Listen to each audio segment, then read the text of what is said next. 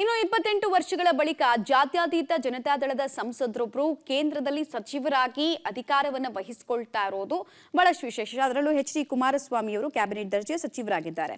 ಕೇಂದ್ರದಲ್ಲಿ ಮಂತ್ರಿ ಆಗೋ ಮೂಲಕ ರಾಜ್ಯದಲ್ಲಿ ಕುಮಾರಸ್ವಾಮಿ ಮತ್ತಷ್ಟು ಪವರ್ಫುಲ್ ಆದ್ರ. ಮೈತ್ರಿಯಲ್ಲೂ ಎಚ್.ಡಿ.ಕೆನೇ ಹೆಡ್ ಮಾಸ್ಟರ್ ಆಗ್ತಾ ಇದ್ದಾರಾ? ಎಚ್.ಡಿ.ಕೆ ಬಲ ವೃದ್ಧಿಯಿಂದ ದೋಸ್ತಿಗೂ ಡೋಸ್ ಹಾಗೂ ಸ್ವಂತ ಪಕ್ಷಕ್ಕೂ ಬೂಸ್ಟ್ ಸಿಕ್ಕಂತಾಗಿದೆ. ಕುಮಾರಸ್ವಾಮಿ ಕೇಂದ್ರ ಮಂತ್ರಿ ಆಗೋದ್ರ ಮೂಲಕ ಹಳೆ ಮೈಸೂರಿನಲ್ಲಿ ಇನ್ಮುಂದೆ ಹೊಸ ಆಟ ಶುರುವಾಗೋದ್ರಲ್ಲಿ ಡೌಟೇ ಇಲ್ಲ. ಹಳೆ ಮೈಸೂರು ಭಾಗದ ಒಕ್ಕಲಿಗ ಕೋಟೆಯಲ್ಲಿ ಫುಲ್ ಸ್ಟ್ರಾಂಗ್ ಆಗುತ್ತೆ ಮೈತ್ರಿ ಅನ್ನೋದಕ್ಕೆ ಈ ಸಲದ ರಿಸಲ್ಟೇ. ಎಂದೂ ಗೆಲ್ಲದಂತಹ ಕ್ಷೇತ್ರಗಳಲ್ಲಿ ಗೆದ್ದಿರುವಂತಹ ರಿಸಲ್ಟೇ ಸಾಕ್ಷಿ.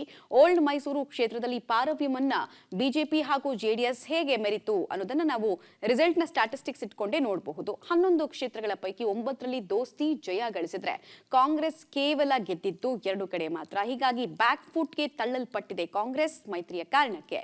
ಜೆಡಿಎಸ್ ಬಲದಿಂದ ಹಳೆ ಮೈಸೂರಿನ 7 ಕ್ಷೇತ್ರಗಳಲ್ಲಿ ಕೇಸರಿ ಪಡೆ ಗೆಲ್ಲೋದಕ್ಕೆ ಸಾಧ್ಯ ಆಯಿತು. ಸೊ ಇಲ್ಲಿ ಪ್ರತ್ಯಕ್ಷವಾಗಿ ಪರೋಕ್ಷವಾಗಿ ಸಹಕಾರ ಸಿಕ್ಕಿದ್ದು ಜೆಡಿಎಸ್ನಿಂದ.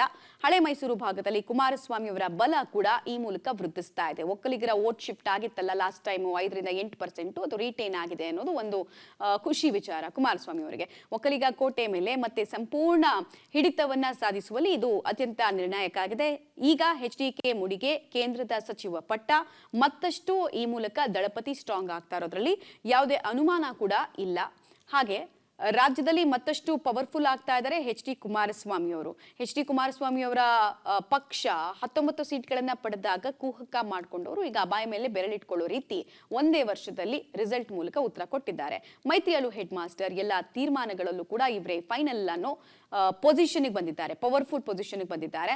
ಕುಮಾರಸ್ವಾಮಿ ಬಲ ವೃದ್ಧಿಯಿಂದ ದೋಸ್ತಿಗೂ ಕೂಡ ಬೂಸ್ಟರ್ ಡೋಸ್ ಸಿಕ್ಕಂತೆ ಆಗ್ತಾ ಇದೆ. ಈ ಮೂಲಕ ಪಕ್ಷಕ್ಕೂ ಎಚ್.ಡಿ.ಕೆ ಬೂಸ್ಟ್, ಬಿಕಾಸ್ ಒಂದು ಪ್ರಾದೇಶಿಕ ಪಕ್ಷ ಅಸ್ತಿತ್ವದಲ್ಲಿರಬೇಕು, ಆಮೇಲೆ ಅದು ಯಾವಾಗ್ಲೂ ಸ್ಟ್ರಾಂಗ್ ಆಗಿರ್ಬೇಕು ಅಂದ್ರೆ ಪಕ್ಷ ಅಧಿಕಾರದಲ್ಲಿ ಇರಬೇಕು ಅಥವಾ ಪಕ್ಷದಲ್ಲಿ ಇದ್ದವರು ಅಧಿಕಾರದಲ್ಲಿ ಇರಬೇಕು. ಆಗ ಮಾತ್ರ ಚೈತನ್ಯದಿಂದ ಇರೋದಕ್ಕೆ ಸಾಧ್ಯ. ಸೊ ಸಂಜೀವಿನಿ ತಂದು ಕೊಡೋ ಕೆಲಸವನ್ನ ಕುಮಾರಸ್ವಾಮಿ ಅವರು ಮಾಡಿದ್ದಾರೆ. ಇರ್ತಕ್ಕಂಥದ್ದು ಈ ಒಂದು ಅವಕಾಶವನ್ನ ನಾಡಿಗೆ ನನ್ನಿಂದ ಏನಾದರೂ ಅಲ್ಪ ಸ್ವಲ್ಪ ಮಟ್ಟಿಗೆ ಸೇವೆ ಸಲ್ಲಿಸ್ತಕ್ಕಂಥದ್ದಕ್ಕೆ ಪ್ರಾಮಾಣಿಕವಾಗಿ ಕೆಲಸ ಮಾಡತಕ್ಕಂಥದ್ದು ಅಷ್ಟೇ ಅಲ್ಲ, ನರೇಂದ್ರ ಮೋದಿ ಅವರ ನಡವಳಿಕೆಗಳು, ಅವರಲ್ಲಿ ಇರ್ತಕ್ಕಂಥ ವಿಷನ್ ಏನಿದೆ ಅದನ್ನ ಇವತ್ತು ಕಾರ್ಯರೂಪಕ್ಕೆ ಯಶಸ್ವಿಯಾಗಿ ತರತಕ್ಕಂಥ ನಿಟ್ಟಿನಲ್ಲಿ ಪ್ರಾಮಾಣಿಕವಾಗಿ ಕೆಲಸ ಮಾಡಿ ಅವ್ರಿಗೂ ಹೆಸರು ತರಬೇಕು, ನಮ್ಮ ನಾಡಿಗೂ ಹೆಸರು ತರಬೇಕು. ಇದು ನಾನು ಇಟ್ಕೊಂಡಿರ್ತಕ್ಕಂಥ ಸಂಕಲ್ಪ. ಅವ್ರಿಗೆ ಬಿಟ್ಟಿದ್ದೇನೆ, ಯಾವುದಕ್ಕೂ ನಾನು ಆಕ್ಚುಲಿ ಒತ್ತಾಯಗಳನ್ನು ಹಾಕಿಲ್ಲ. ಸನ್ಮಾನ್ಯ ಪ್ರಧಾನಮಂತ್ರಿಗಳ ತೀರ್ಮಾನ ಅದು. ಸರ್, ಕೃಷಿ ಅದು ಸಿಕ್ಕಿದ್ರೆ ಸಂತೋಷ ನನಗೆ. ಯಾಕೆಂದ್ರೆ ಕೃಷಿಗೆ ಸಂಬಂಧಪಟ್ಟಂಥದ್ದು ಮೊದಲಿಂದಲೂ ಆಸಕ್ತಿ ಇದೆ.